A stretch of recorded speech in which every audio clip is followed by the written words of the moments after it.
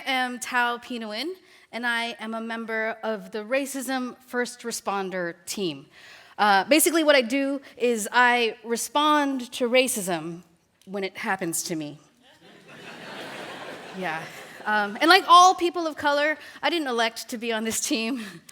But that's okay, because I'm here to share with you today my favorite way to respond to everyday racism. I wouldn't try this on institutional racism yet. We're still in testing. So I figured out this method back when I was doing my master's degree in Berkeley. Wow, the room is quiet.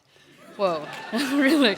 Okay, Stanford, I'm up here talking about racism, and Berkeley's where I lose you? Believe me, you will be so glad that this story was set in Berkeley by the end of it.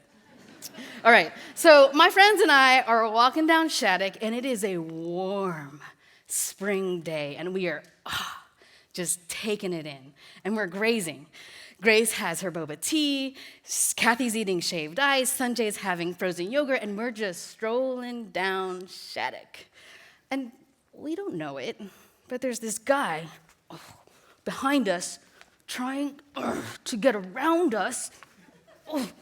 Why don't you people just go home? What? This is Berkeley. This is lefty left, love the diversity, namaste palooza Berkeley, where on the same street, no, on the same block, you can get boba tea, shaved ice, and frozen yogurt. And yes, frozen yogurt is Asian.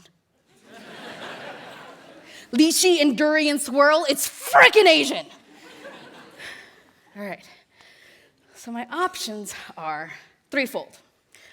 Option number one, I can freak out, but that's not gonna work out because inevitably I'm just gonna black out and wake up in a ditch somewhere with his severed head on my lap.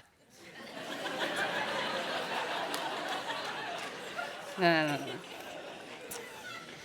Option two, I can rise above, keep walking, and ignore him. I'm rubber, and you're glue. I'm rubber, and you're glue. Racist glue, but I'm rubber, and you're glue. But this is not gonna work out either. Because I may be pretending to ignore him on the outside, but on the inside, I am paying close attention. Okay, option three. I can be the better person and try to educate him. No, I'm serious. I can inform him how his ignorance impacts me and hopefully change his behavior. But I don't want to be a better person. I'm as good a person as I'm gonna get, which is like right here. This is my limit of goodness. I have like chest level good in me. And granted, he's probably more down at butt level goodness.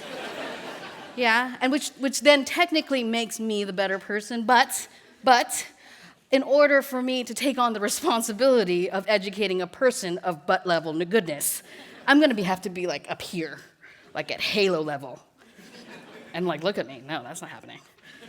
And really though, he was racist to me, and now it's my job to educate him? I don't think so. So these are my options. And they all suck.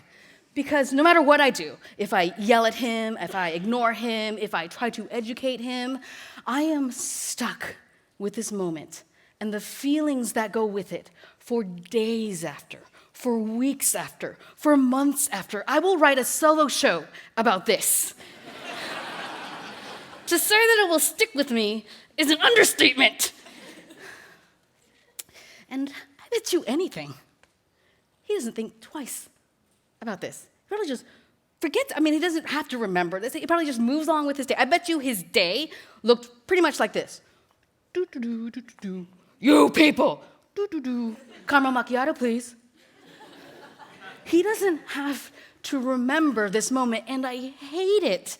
Because all I really want is for him to have to remember this moment for as long as I do. That's all I really want. And then it hits me. That is all I really want. And so, why don't you people just go home?